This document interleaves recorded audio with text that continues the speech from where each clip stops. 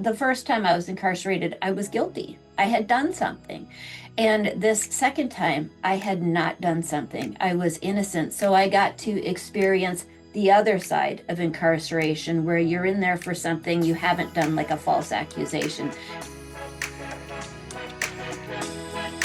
Welcome back to the You Need a Counselor podcast. This is a show presented by Heart and Solutions Counseling Agency.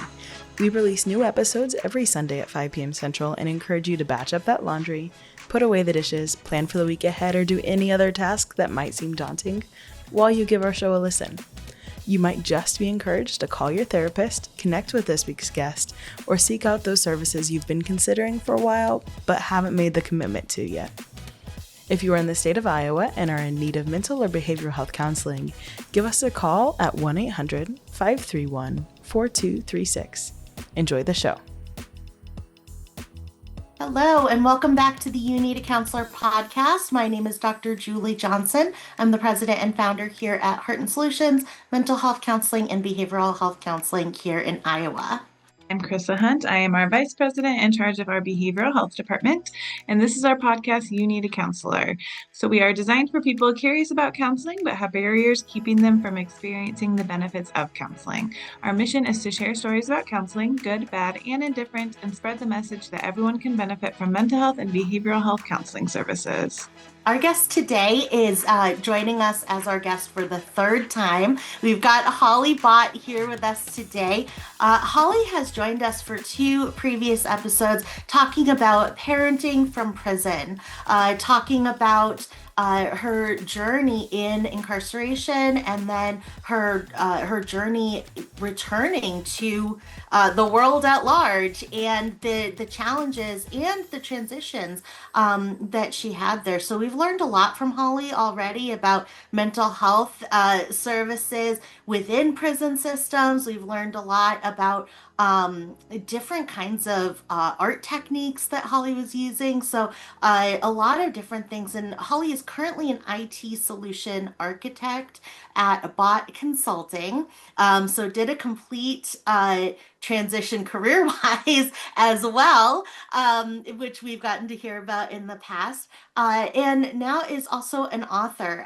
So Holly has a new book coming out. It's called From Surviving to Living.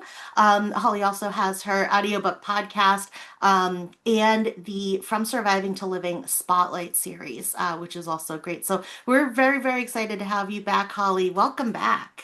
Yeah, thank you for having me. I'm glad to be here. Yeah, thanks for being here. Now, give us a little update. What are you up to lately? So, update since last time.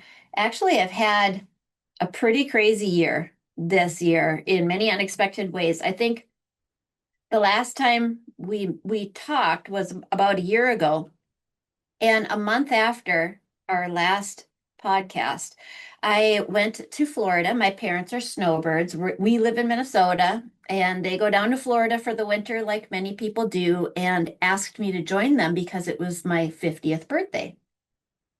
So I went down there, and it was such, I don't think I have just one adjective I could use for that experience. But what happened was I'm on probation still. So I have to, do all the things you do when you're traveling and you're on probation. You let your probation officer know you get travel permits and all of that.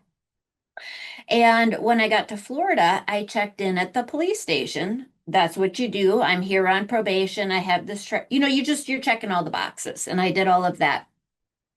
What we did not know is that the county where the town is that my parents live in had a detective who I don't want to necessarily, let's just say that his behavior is to me it's corrupt. I'm just going to say he's not interested in truth and justice. He's interested in awards and promotion and whatever that looks like. And I say that because his actions show that.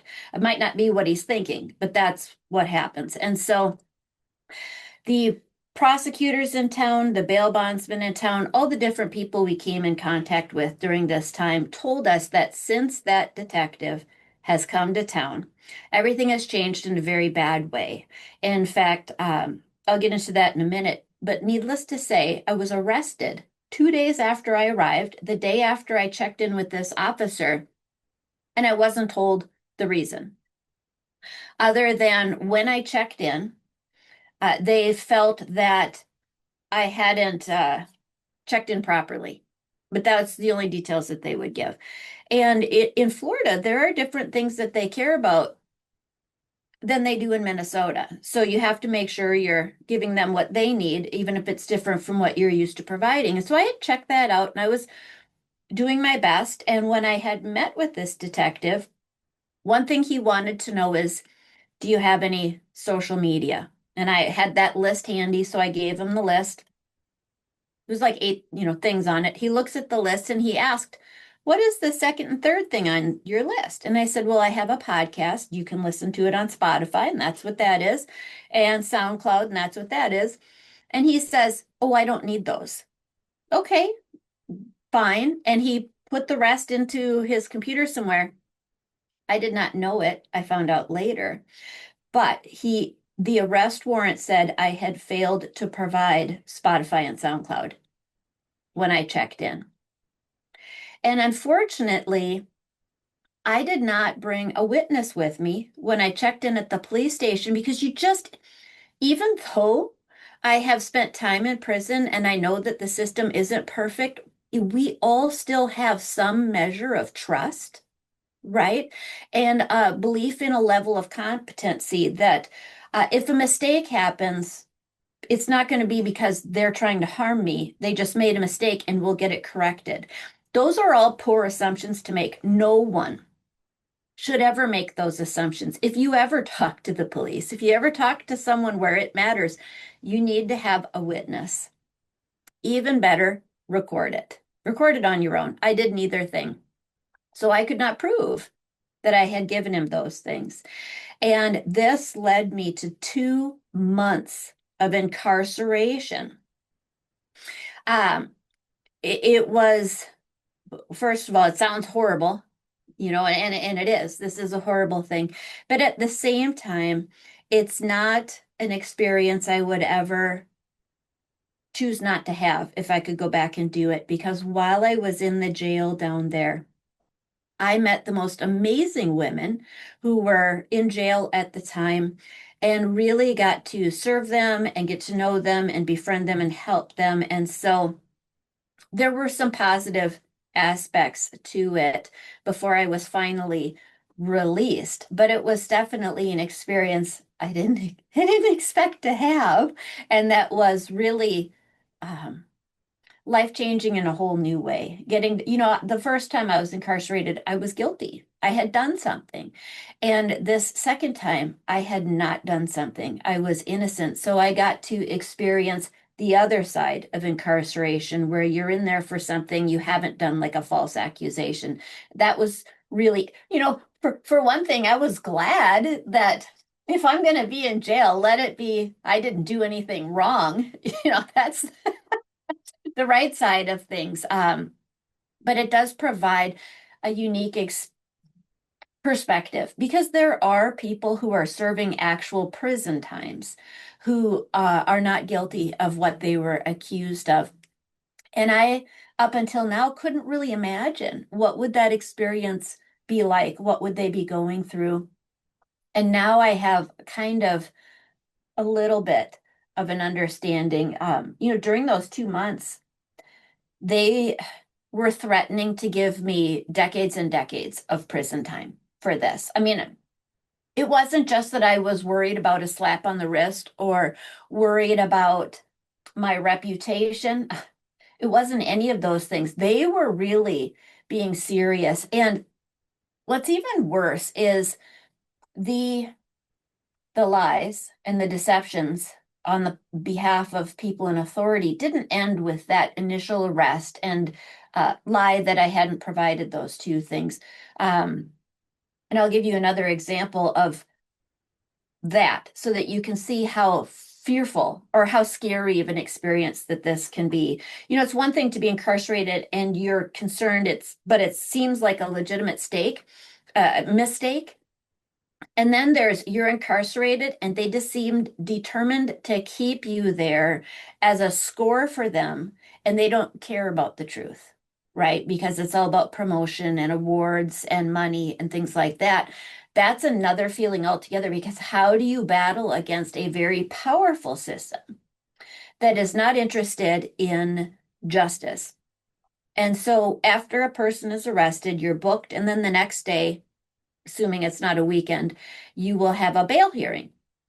So we did that. We went in, we had a bail hearing, and at mine, there was a man I'd never seen before who was going to testify, and he was wearing a police uniform. I found out later he was the sergeant in charge of the detective who had had me arrested.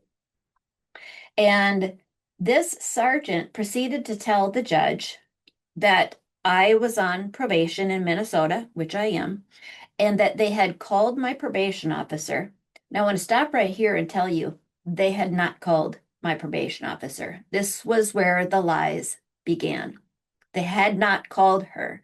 So nothing else he's about to say is true and isn't anything he was told. I did not know that, though. I really thought, who was still thinking it's just the one detective, but everybody else around here is telling the truth. So as I'm listening, I'm thinking he really did.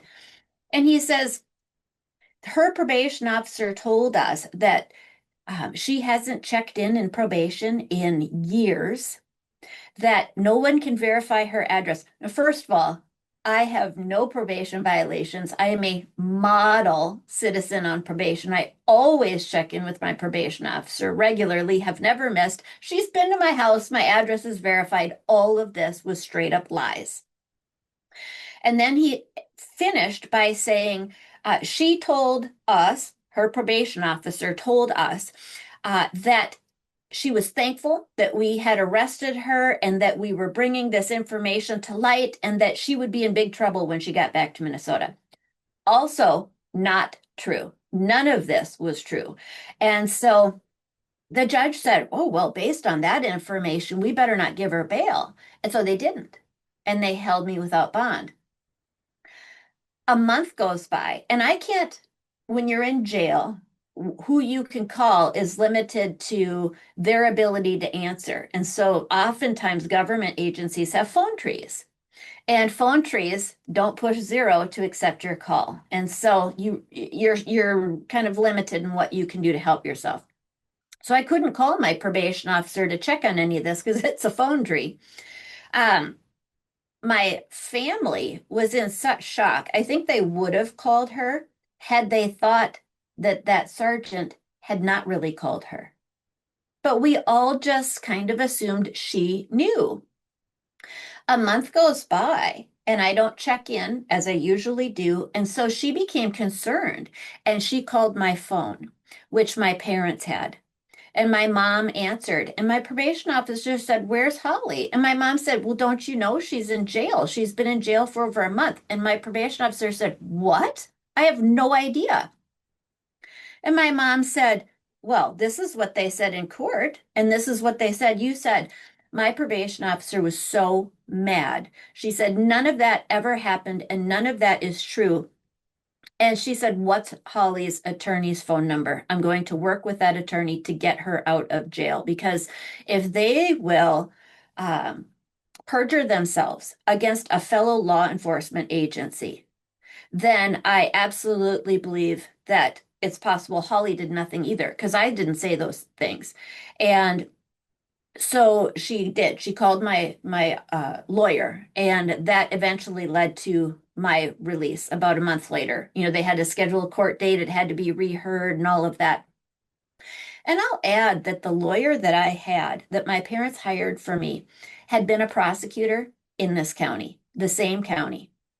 And once these types of things began happening, because this wasn't unique to me and it wasn't personal to me.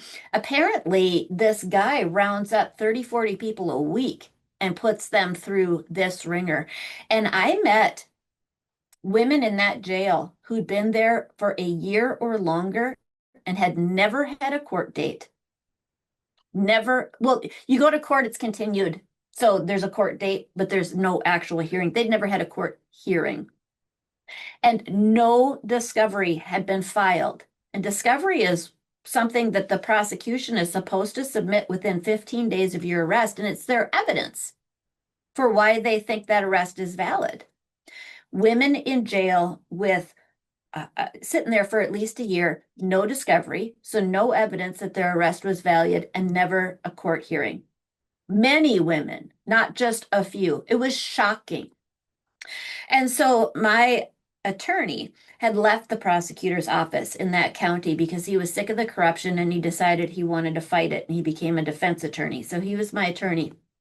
Even he, knowing all of this, told my parents, she'll probably do prison time, just like, or they'll just hold her indefinitely. She won't be out for a long time either way. And so it was very shocking. And if I hadn't had such a great probation officer here in Minnesota who cares about the truth, who went out of her way to work with my lawyer to get me out, even after I got out of jail, they were within 24 hours, this detective was seeking to arrest me for, again. He told me, I'll never let you go, never. And so they did not arrest me. I think that the prosecution looked very bad in court when I was released because it came to light, what had happened, all that I just told you. And so I think that this detective, much as he would have liked to have kept me in jail or rearrested me, the prosecution didn't want to go before that same judge. And,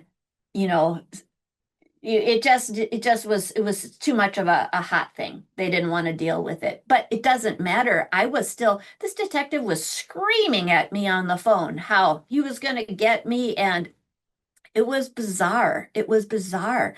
And so,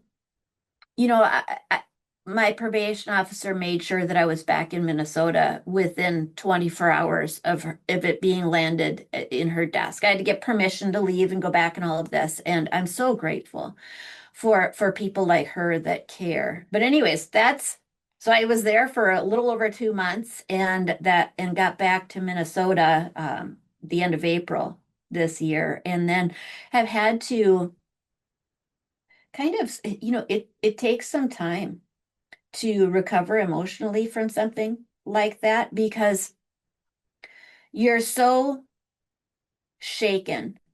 I had always thought till now that if I do something wrong, I'll be in trouble, but that if I do my best, and I don't just mean not do something wrong, I mean very intentionally make sure I know all the right things to do, check every box, and be very vigilant that I will be okay.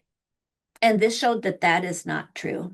And so it led to a profound, constant feeling of a lack of safety and a lack of security, in my life, which I've had to. It was a very urgent feeling at first when I first came home, one that you have to actively ignore if you want to get through your day. And eventually it kind of dulls down, but it's still there. If someone knocks on the door and I wasn't expecting someone, your heart rate is instantly up because, I haven't done anything wrong, but that no longer matters. People apparently don't care that I'm not doing anything wrong. And so, I think one of the lessons that I've learned that I try to warn people now is if you have ever committed a felony and that's on record, you have less social credibility, low social credibility. And that makes you an easy target for unscrupulous individuals who would like to take advantage of that. You're on a list of who's an easy mark. If we really wanted to lie about someone and no one's going to believe them when they try to tell the truth, let's pick someone with low social credibility and we'll get away with it. So very, very, very difficult experience. But again, I want to make sure I highlight that it was also very positive experience in many ways, being able to meet the women that I met in jail and befriend them. I keep in contact with all of them still, and was able to. I can't remember if this was true last time, but I finally became a certified biblical counselor. And so I was able to use that counseling uh, training in the jail there. And a lot of women were really interested in um, counseling. I didn't go in there expecting to be a counselor or counsel to people. And yet you just talk when you're having meals. People ask you about yourself, you ask about them. And as soon as the women found out that I was a biblical counselor, and I just kind of said it offhand, like, I was going to school and I just got this thing. I would say every day someone was seeking me out and wanting to talk for at least an hour or more. Some of the women came every day, the same women. So um, it was a nice way to really be able to practice counseling people who are hurting the most. There is not much access to people in prison or to people in jail if you are not in prison or jail. And yet these people are the individuals who need counseling probably the most, not because there's anything wrong with them personally, but because they're in an extremely stressful situation that they need good tips and help to successfully navigate. And with me, with my prior felony, it's even more difficult for me to counsel people in jail or prison because I have less access than the average person to becoming a volunteer or a contractor or some of these other things. And so to be in the jail and available all the time to these women who needed it to practice it for a couple of months, that was really a blessing for me, a way to really serve and be so blessed by being able to serve them in that way and have the relationships with them and stuff. That's one reason I would never change it, even though all that I told you is quite a difficult experience. So that all of this will be part of a future book that I I plan to write. Oh, yeah, yeah. So that's kind of and then that as you'd mentioned, I wrote a book after I got out of jail. I decided one way to work through things would be to finish the book that I had been writing for about a year. And I had written about half of it. And so I decided to finish it, and I finished it by September. And I'll just show it. It's here. Yay! And then it was released officially last month and is available on Amazon in paperback, hardcover, large print, and ebook. And I do hope to make an audiobook version of it, but I have not done that yet. And so that really was very therapeutic to finish the book, and had a big book launch party, about 100 people there, and a program with other formerly incarcerated authors that I invited as guests, and they did readings from their books. And it was really a great event. The community was extremely supportive. In fact, one of the women who had been my boss when I was in prison at one of the jobs that I had, she came and she wanted a book. And so we took pictures together and stuff. So even the correctional community was supportive of it to some extent on an individual level.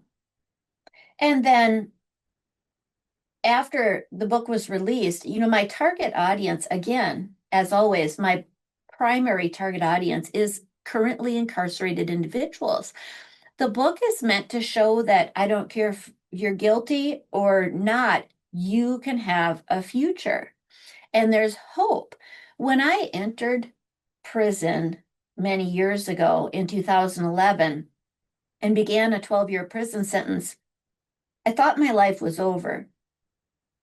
And I mean, yes, I would be released. This wasn't a life sentence. However, at the time I was initially arrested and incarcerated, I had 5 children at home. I was a stay-at-home mom. And so by the time I was released, they would all be grown. So to me, the life I saw as the best choice for me could never exist again and would be over. Therefore, my life was over as I knew it. And as I knew it was what I wanted it to be. And so I thought I had no future, no hope. And I felt that way for many years. And it just wasn't true.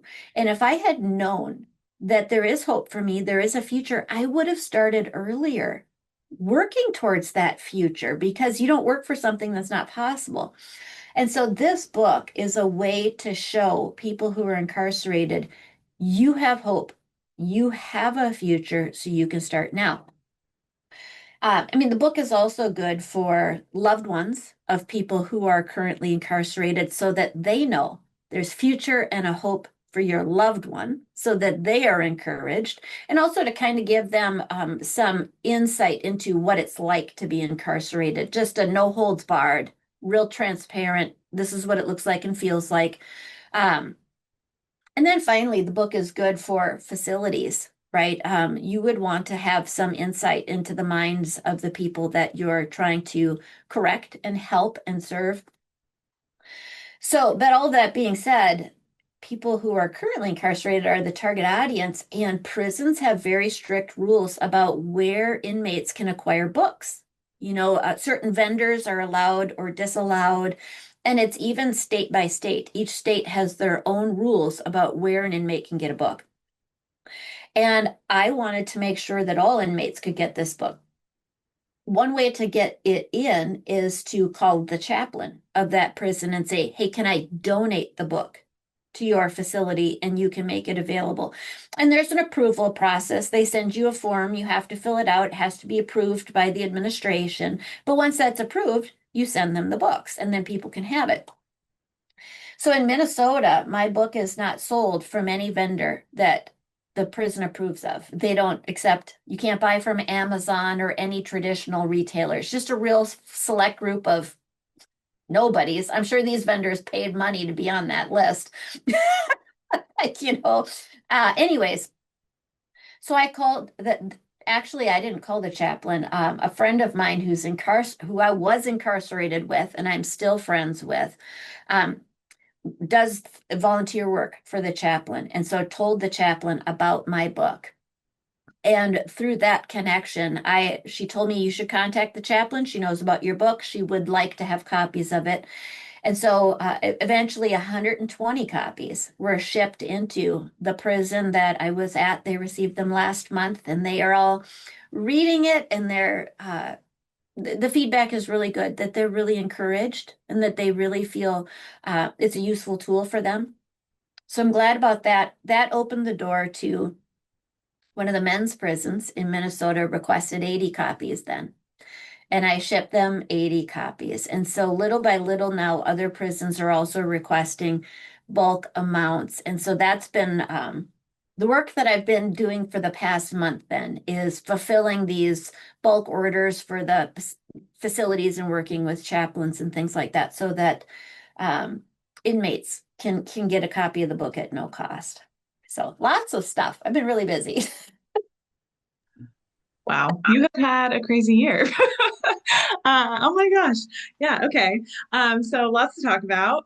Probation, I think, was really interesting because, I mean, of course, you're on probation after prison. I just hadn't even thought about it with you being on probation and all those things you have to go through.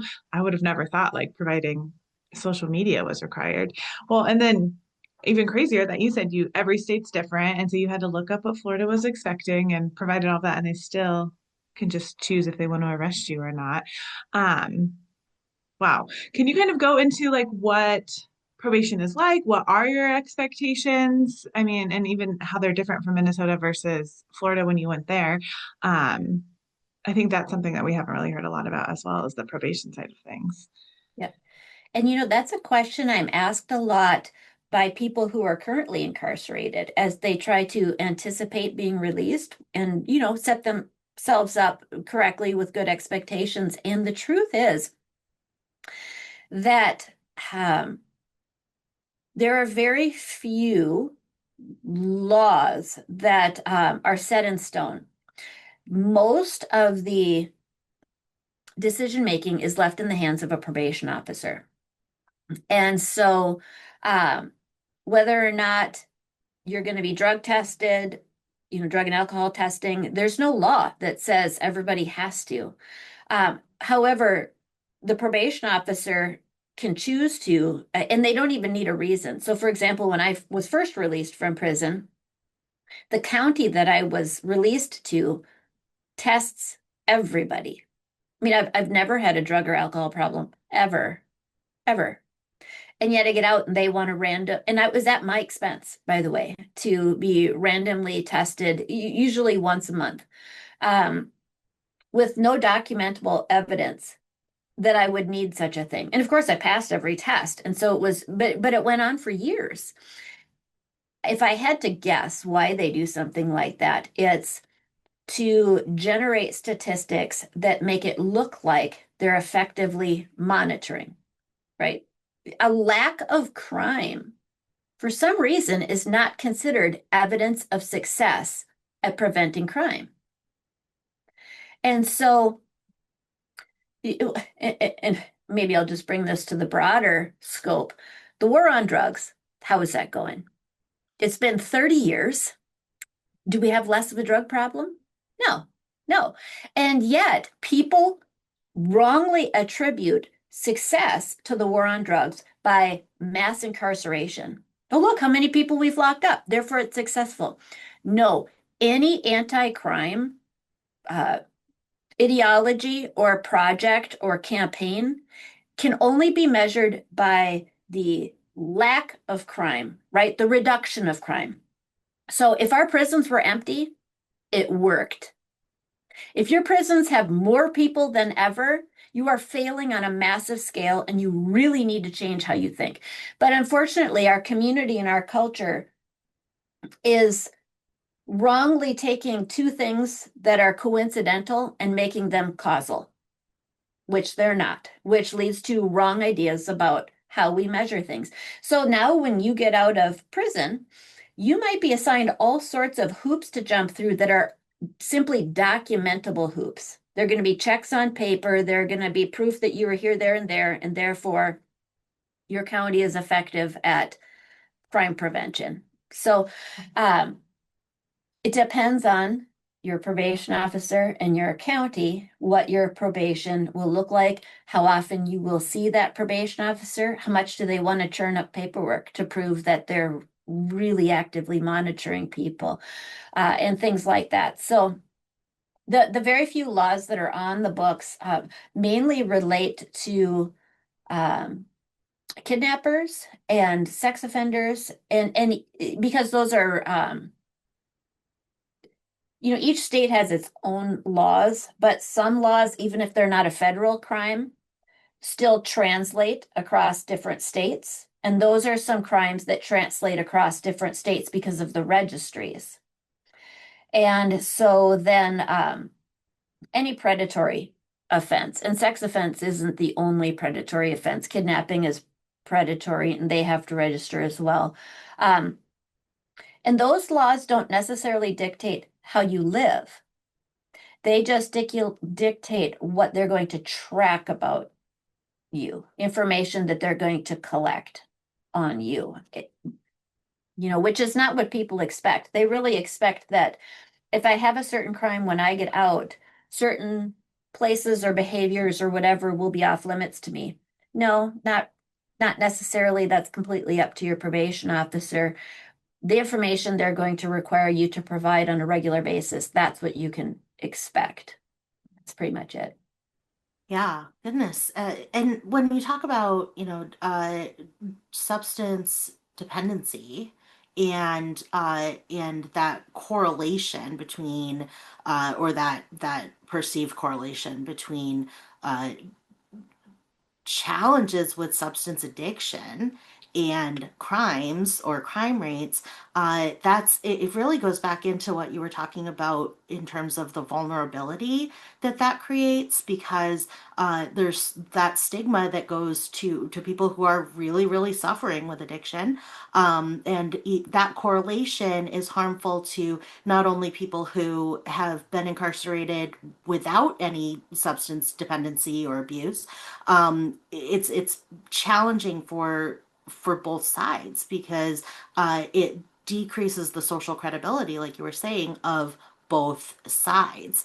And so if we look at somebody who is really suffering day to day because of an addiction, because of a chemical dependency, and then we're kind of now saying, okay, now you've got the vulnerability on you of both aspects, right? Now we think you are somebody who is likely to commit crimes and somebody who has this addiction, right? And then vice versa. We think, oh, you are somebody who has committed a crime that comes with its own social credibility challenges and vulnerability. And now we're adding on, and also you're likely to be addicted or abusing substances, right? And so it goes both ways, and it's detrimental to people on both sides of that fence, that perceived correlation. So I love that you bring that up. And I was so interested when you talked about that lack of safety and security when you had put your, because you're a very diligent person, you in your consulting work and in your book writing and in your podcasts, I mean, you are one of those people. You just say she's on it, right? Holly's on it. And even in your parenting before incarceration, you had 5 children and you were on it. And so for those of us that people look at and go, oh man, that person's really on it, it is so tempting and so easy and kind of so like socially promoted for us to put our trust and our safety and our reliance on the idea that, well, I'm diligent, right? Like, well, I uh, record everything that I do, or I get the receipts for right? And all of these things. I look it up and I had a checklist and I had it ready to go and it was all printed out and ready to hand to them. And it's so easy and tempting for us to put our faith in that, and to say that's what's going to keep me safe. Mhm. And then we have these situations where that's not enough. That's not the thing that's going to keep us safe. It has kept us safe, right? And so that makes it even more tempting to want to rely on it. And then we have a situation like this where we say, that didn't keep me safe. So now what? Now what is going to keep me safe? And I think when you were talking about that lack of safety and security, that lack of feeling of stability, right? Like your feet are under you kind of thing. That it's what happens when we lose the thing that we've put our faith into. So how did you cope with that? How are you coping with that currently? Because I'm assuming that is still a struggle. It is. Yeah. So I think for me, it was my my spirituality, my spiritual faith. And so I've mentioned before, and I'll just lean into that now. You know, I'm a Christian, and to me specifically, that means that I am a radical follower of Jesus. You know, that it's to me, that's what my Christianity looks like, is dependence upon him for all things, and his goals, plans, and purposes are what I want to become mine, you know, have priority over all else. So when I was in the jail, and I'm really thinking it's possible I could be here for years, you know, and I thought about the ramifications of what that would look like. You know, I'm a newlywed still. You know, me and my husband are celebrating our third wedding anniversary in May. But back then it was, you know, our second anniversary was coming up while I was in jail. It was just months away. And so I thought about, you know, my husband is going to be released in 5 years. He will have served a 20-year prison sentence for which we have waited faithfully. By the time he gets out, we'll have been together 12 years. married for most of those years, and I can't wait for him to get out. I'm so excited. And all of a sudden now it was possible. He would get out and I would be incarcerated, and we still wouldn't be seeing each other. So I am processing that that is a possibility. Or what if I get out, but this causes my probation in Minnesota to be violated? If that happens, I could go to prison in Minnesota, or at the very least, be prevented from visiting my husband, because you can't visit somebody if you have a recent probation violation. So all of these things were going through my head as possibilities and concerns about the future. Now, none of that happened, right? I wasn't violated on my probation. As soon as I was out, the next week, I was able to visit him on our second wedding anniversary, and it was all fine. But I didn't know that while I was in jail. And in fact, I could have been in for life for all I know. I mean, at this point, I'm thinking anything is possible. Like all bets are off. And so I was just thinking the worst case scenario could really be real. And so I thought about that, and I took it back to how I thought when I was originally incarcerated.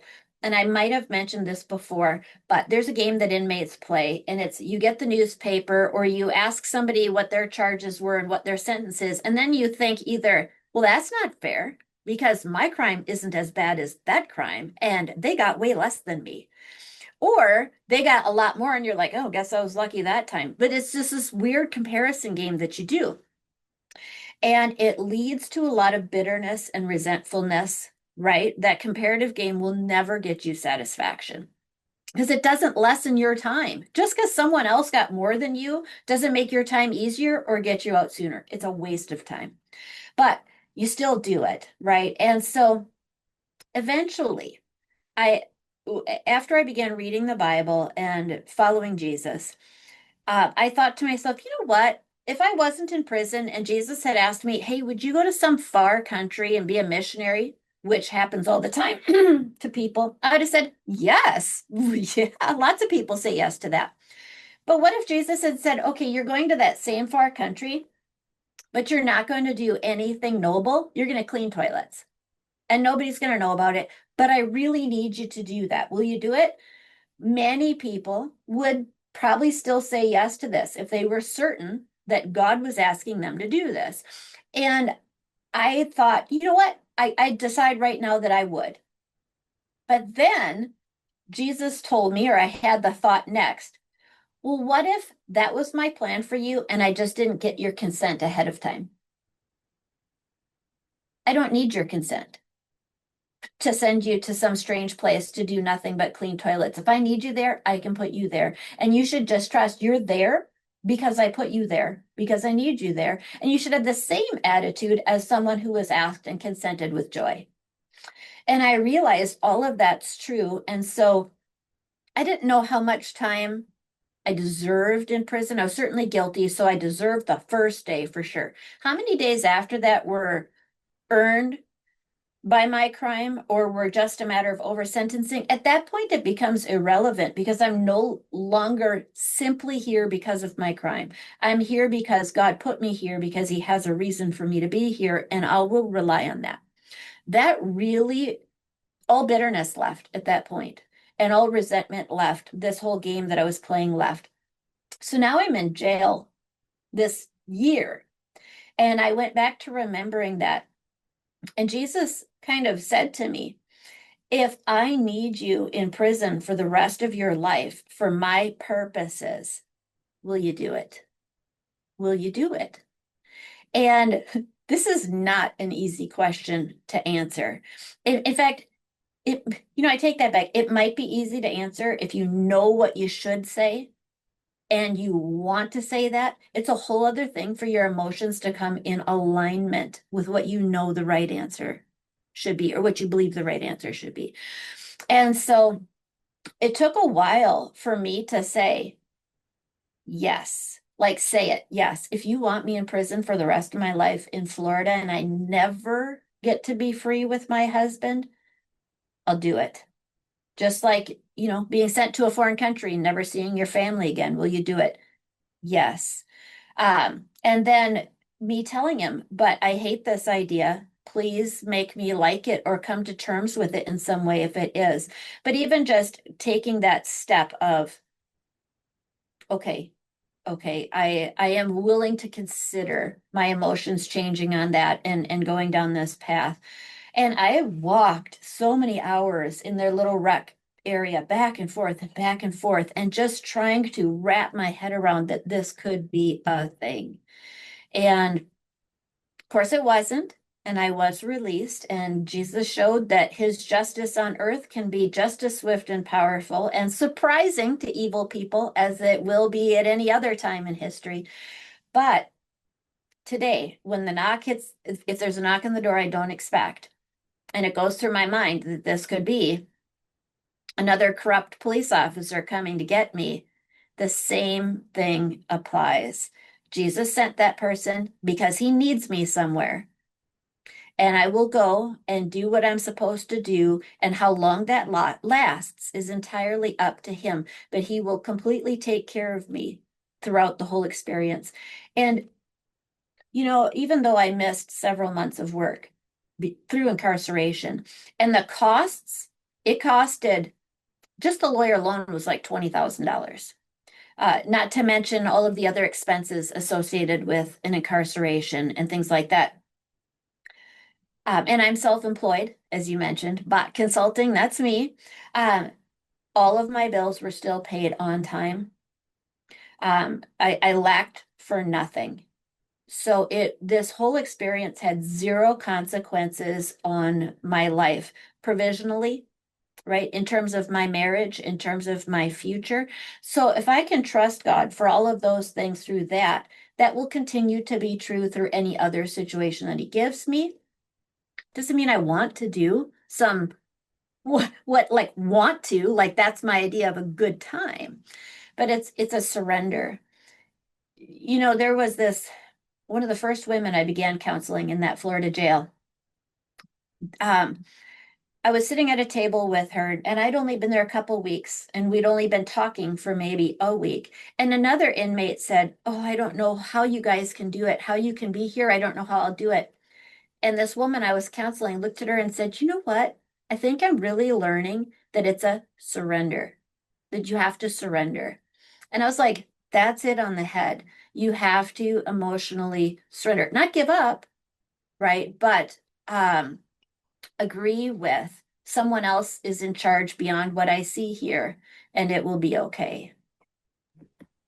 Absolutely. It's knowing when we don't have control over a situation and going, okay, I'm gonna just go limp and go with it because when we're surfing and we try to fight the waves, that's how we get injured. When we're surfing and we go limp, we ride with the waves and we don't get injured. And so the idea that hey, I had a lot of faith in myself to get, through this, my diligence, my faith in other people to tell the truth when they're doing these things, right? All of these places that you've identified, like, yeah, I had my faith and my safety in a lot of those things.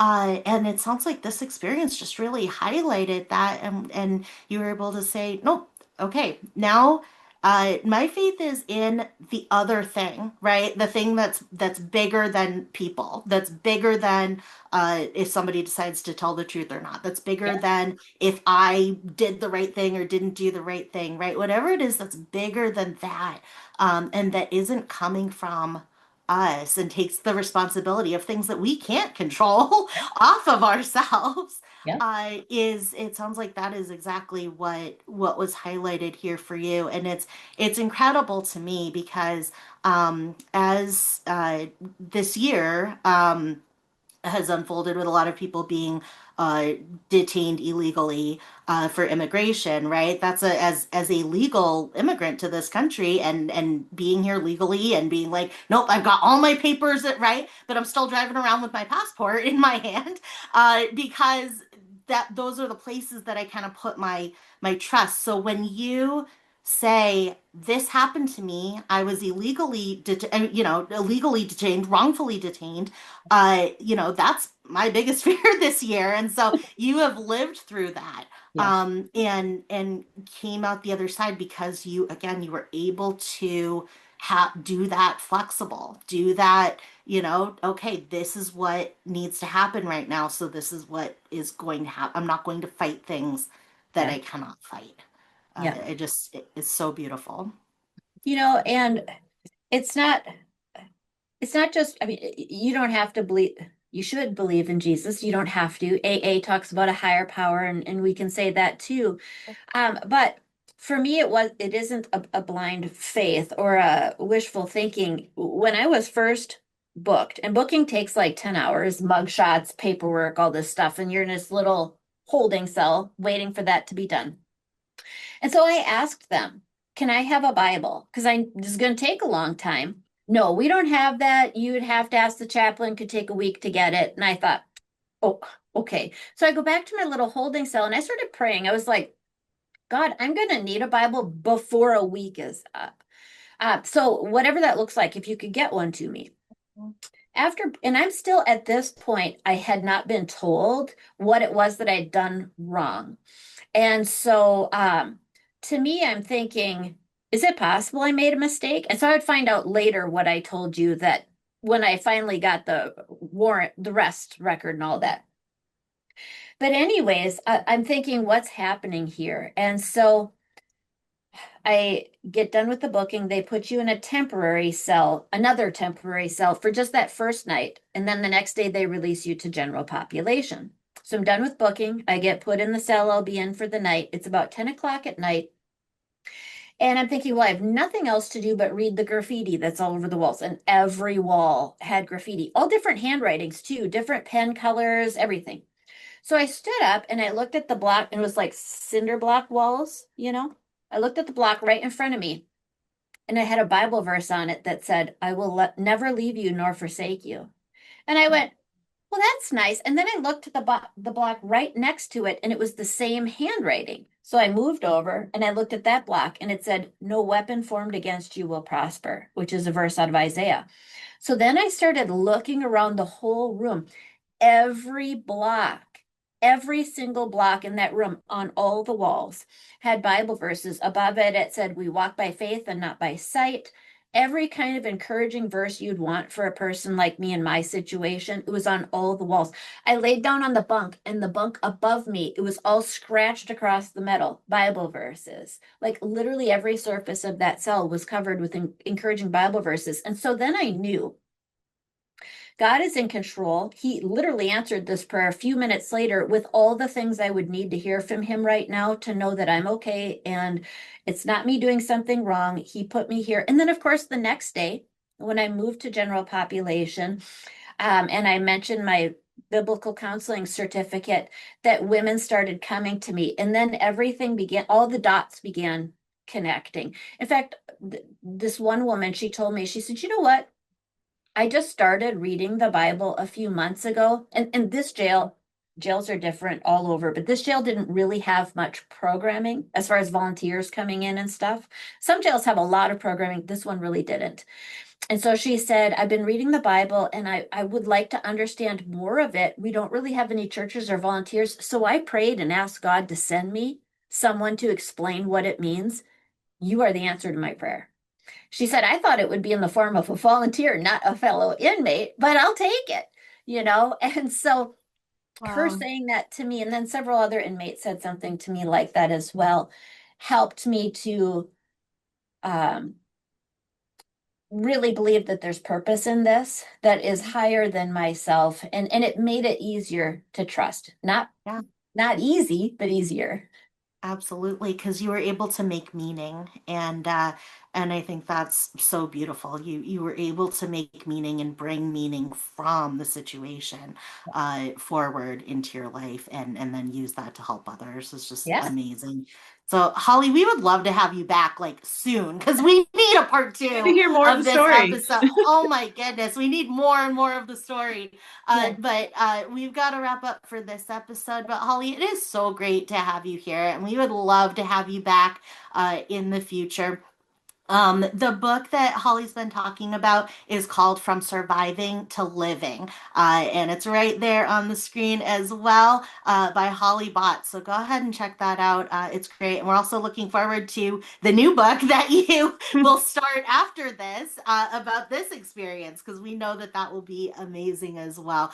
So check out Holly, check out her podcast, and Bot Consulting, of course, and then look for that biblical counseling that Holly will be offering coming up as she finishes up school and gets everything going there for that. We're just so excited to watch how those things unfold in your life. So thank you so much, Holly. I'm Holly Bott, and I need a counselor. I'm Krista Hunt. And I'm Julie Johnson, and we need a counselor. So do you. Thank you for listening to the You Need a Counselor podcast. We are so grateful that you're here. You can also find and connect with You Need a Counselor on Facebook and Instagram. If you've enjoyed today's show, please take a moment to like, review, or leave a comment, as all of these things help others to find and benefit from the podcast as well. If you're in the state of Iowa and interested in mental health counseling or behavioral health intervention services, give us